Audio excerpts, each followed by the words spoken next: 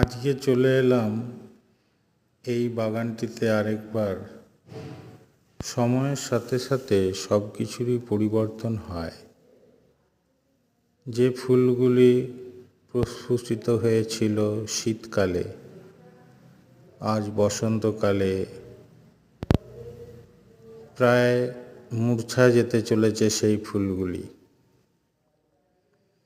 কিছু ফুল এখনো সতেজ আছে ঠিকই, কিন্তু আগামী কয়েকদিন পরে এগুলিও মূর্ছা যাবে।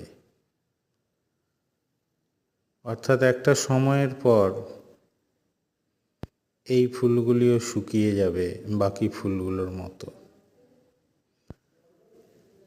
এই বাগানটি তিনটে আলাদা আলাদা জায়গায় বিভক্ত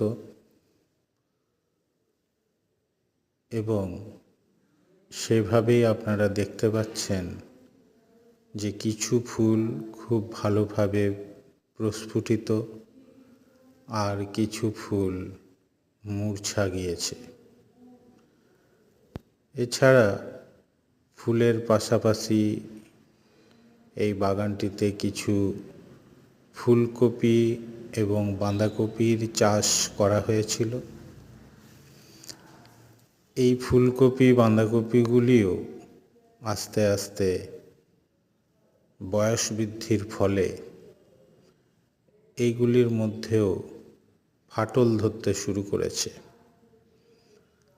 অর্থাৎ সিজন শেষ হয়ে যাওয়ার সময়ে এইগুলি আর আগের মতো সতেজতা ধরে রাখতে পারছে না।